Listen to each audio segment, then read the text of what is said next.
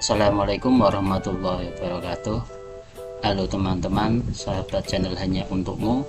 Pada kesempatan kali ini kita akan mencoba untuk membuat video pembahasan ulang dalam pelatihan pintar untuk pelatihan yang terbaru, yaitu tanggal 6 sampai 10 Juni ya. Kita akan membahas pertama nanti adalah untuk yang pelatihan media pembelajaran berbasis AI ya. Ini sebenarnya sudah pernah kita bahas, ada di video di channel Hanya Untukmu, silahkan bisa dicek atau nanti kita bahas ulang. Simak dengan baik-baik ya. Kita mulai.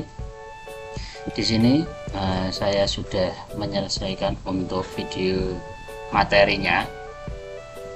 Di sini tertulis nilainya 0 karena memang saya belum mengerjakan sama sekali untuk seluruh soalnya, hanya menyelesaikan videonya dulu.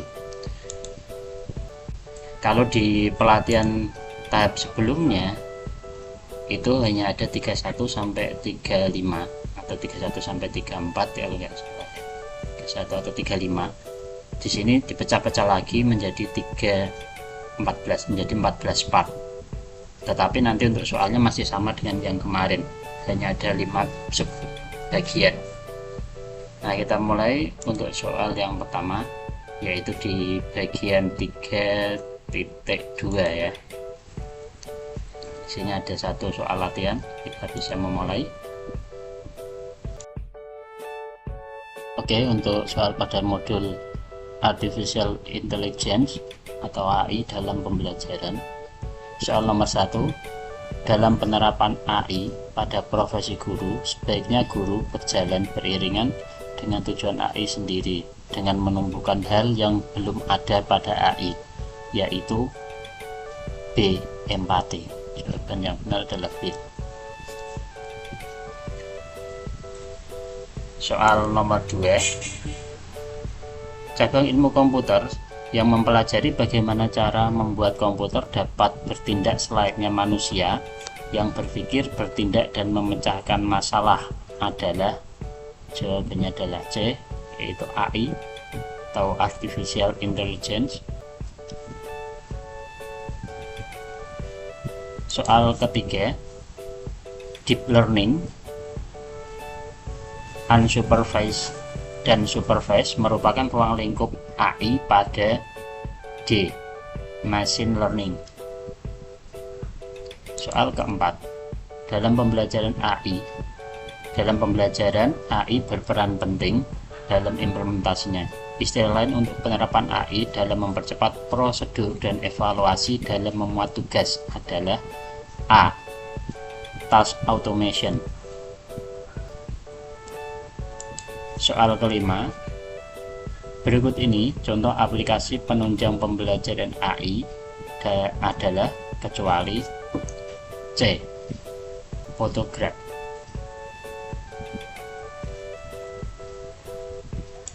Soal keenam, semua proses dan keputusan yang diambil oleh sistem AI harus dapat dipahami dan dijelaskan dengan jelas oleh para pengguna, baik untuk guru, siswa, atau pihak lain yang terlibat dalam proses pembelajaran. Pernyataan ini merupakan etika pemanfaatan AI dalam hal A. Transparansi. Soal ketujuh, di bawah ini adalah manfaat AI: meringankan kerja guru, mempercepat kinerja guru, tutor virtual bagi siswa, umpan balik langsung siswa.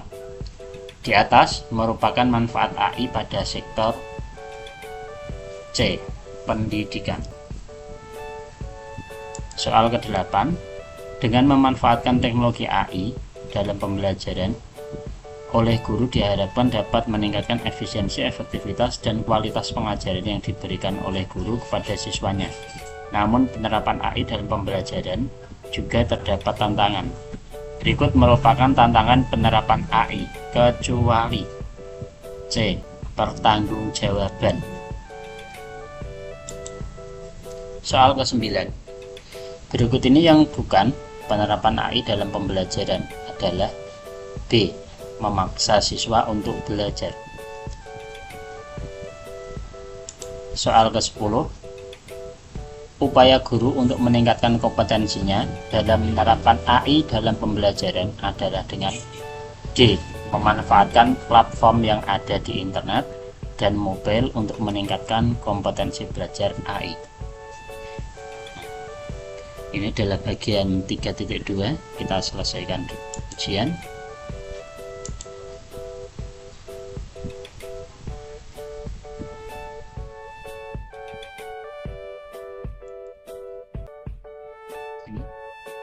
Nilai sempurna ya 100. Kita lanjutkan untuk soal pada seksi berikutnya. Di sini 32 tadi sudah, maka ini akan klik lanjut tanpa harus mengerjakan. 33, 34, 35, 36, 37. Nah, di 37 ini ada latihan. Setelah kita klik lanjut, akan lanjut ke soal.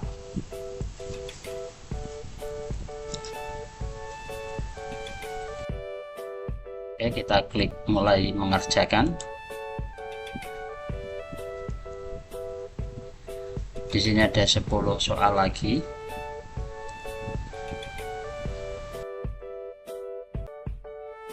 Soal pada bagian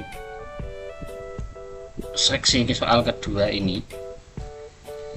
Soal nomor 1, apa yang dimaksud dengan efisiensi dalam pengembangan konten multimedia? Jawabannya adalah C. Menggunakan AI untuk menghasilkan desain tata letak slide dan penyesuaian konten secara otomatis. Soal kedua, apa peran AI dalam pengembangan presentasi multimedia? Jawabannya adalah A.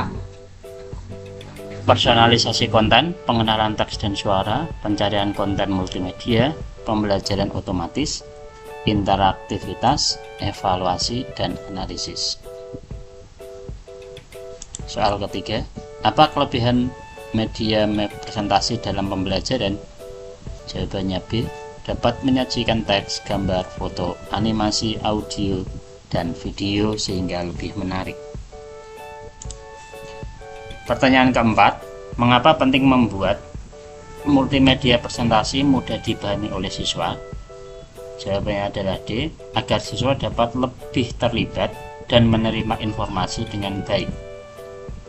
Pertanyaan kelima, apa yang dimaksud dengan kebenaran materi dalam konteks pengembangan multimedia presentasi? Jawabannya adalah B. Memastikan informasi yang disampaikan diverifikasi dan didukung oleh sumber yang kredibel. Soal ke-6, yang tidak termasuk dalam prinsip pengembangan multimedia presentasi adalah? Jawabannya adalah B. Membuat presentasi pembelajaran yang tidak mudah dipahami oleh siswa. Yang tidak termasuk ya. Soal ke-7, apa keuntungan penggunaan AI dalam pengembangan presentasi multimedia? Jawabannya adalah B. Meningkatkan kualitas, relevansi, dan interaktivitas presentasi. Soal ke-8, apa yang dimaksud dengan multimedia presentasi? Jawabannya adalah B, yaitu penggunaan beragam elemen media untuk menyajikan informasi secara interaktif. Soal ke-9, apa yang dimaksud dengan personalisasi konten dalam pengembangan presentasi multimedia? Jawabannya adalah D, menyesuaikan konten presentasi dengan karakteristik dan kebutuhan audiens. 10. Soal terakhir, pada modul pembuatan presentasi multimedia pembelajaran berbasis AI, apa yang dimungkinkan oleh AI dalam meningkatkan interaktivitas presentasi? Jawabannya adalah C. Menggunakan chatbot atau asisten virtual untuk berinteraksi dengan audiens. Oke, sudah soal terakhir, kita klik selesai ujian. Kita lihat nilainya berapa. Nah, alhamdulillah dapat skor maksimal lagi 100 pada modul pembuatan presentasi multimedia pembelajaran berbasis AI. Oke, bisa kita lanjutkan untuk seksi berikutnya. Jadi kita sudah sampai di bagian 3.7 ya. 3.7. Kita lanjut 3.8, 39, 310. Nah di 310 ada satu soal latihan lagi yang isinya juga 10.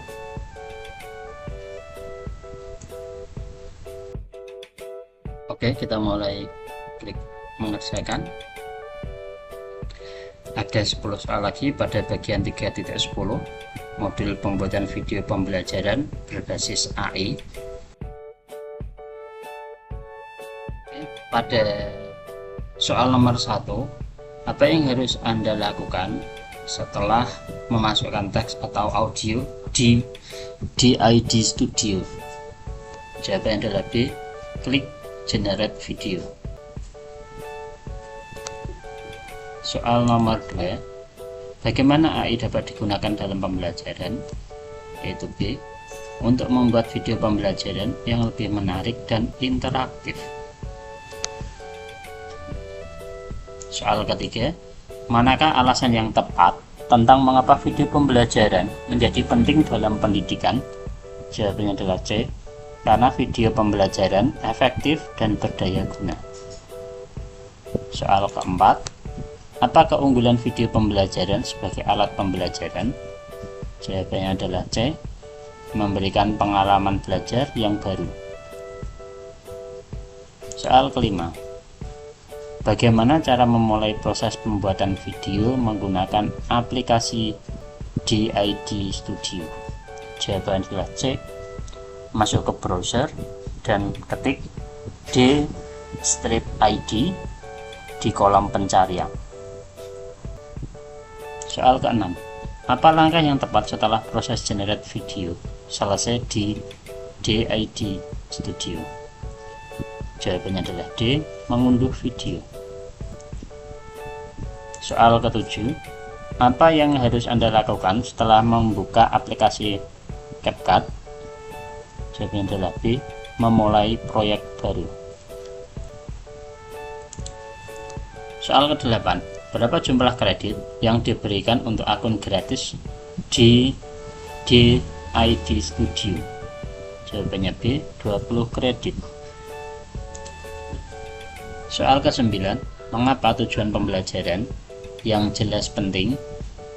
Mengapa tujuan pembelajaran yang jelas penting dalam pembuatan video pembelajaran? Jawabannya adalah D. Agar peserta didik dapat memahami apa yang diharapkan dari yang mereka pelajari. Soal terakhir di bagian 3.10, apa yang dimaksud dengan prinsip-prinsip video pembelajaran? Jawabannya adalah A. Panduan untuk merancang dan mengembangkan video pembelajaran yang efektif. Kita selesaikan. Kita lihat nilainya. Ya, dapat sempurna lagi ya. Kita bisa lanjut ke seksi berikutnya. Tadi kita sudah sampai di bagian 3.10. Harusnya di sini saat kita pilih 3.10, klik selanjutnya harus lanjut ke 3.11 ya.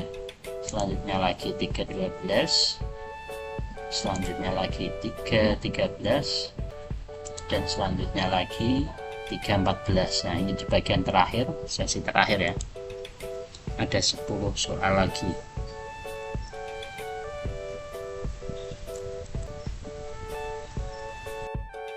Kita mulai untuk soal seksi terakhir di bagian latihan ini.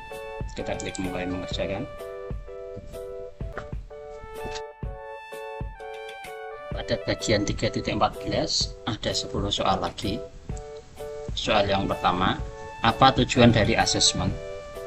Jawabannya adalah B. Memonitor kualitas pembelajaran dan umpan balik perbaikan pembelajaran. Pertanyaan kedua, cara kerja kelas Point AI adalah dengan membaca slide presentasi dan membuat beberapa pertanyaan kuis dengan jawaban yang sudah disediakan. Jenis pertanyaan yang digunakan sebagai berikut kecuali D. Word count. Pertanyaan ketiga, selain dengan tools, tambahkan pertanyaan secara otomatis.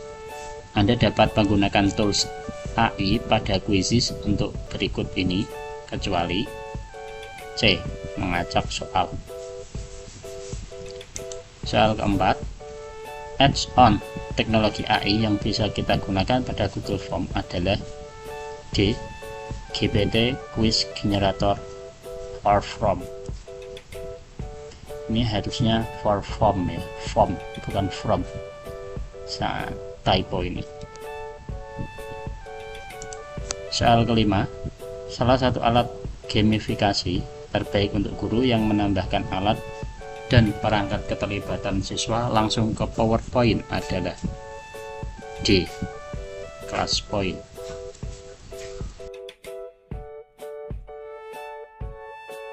Oke, kita lanjut pertanyaan ke-6. Asesmen yang dilakukan setelah pembelajaran berakhir, misalnya pada akhir satu lingkup materi, atau dapat terdiri atas satu atau lebih tujuan pembelajaran pada akhir semester dan pada akhir fase, disebut D. Asesmen sumatif.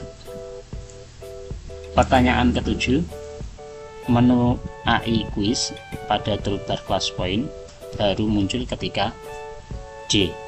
Presentasi, mode reading view, atau slideshow. Pertanyaan ke-8, dalam konsep pembelajaran paradigma baru, asesmen ini mendapatkan porsi penggunaan lebih besar adalah C. Assessment as learning. 9. Langkah dalam membuat soal pilihan ganda berbantu AI pada Google Form. Ada 1-5, urutan yang sesuai atau yang benar adalah ini. Sudah urut ini 1, 2, 3, 4, 5. Tidak perlu mengurutkan lagi. Soal ke-10. Langkah dalam membuat soal pilihan ganda berbantu AI dalam kuisis. Urutan sesuai yang benar. Untuk yang ini ada sedikit perubahan urutan. Yang betul adalah C. 2, 1, 4, 3. 2, 1, 4, 3. Sudah pada soal terakhir, kita klik selesai. Saya yakin kita dapat nilai sempurna semua 100. Kita klik selesai pelatihan. Nah, kita cek di sini. Selamat, Anda lulus pelatihan ini. Tadi yang awal nilainya adalah 0, Anda lulus, sekarang menjadi lulus dengan nilai sempurna. Sini belum ada karena memang belum dimulai. Oke, terima kasih telah menyimak sampai akhir. Semoga teman-teman bisa mengikuti dan mendapat nilai yang sempurna. Assalamualaikum warahmatullahi wabarakatuh.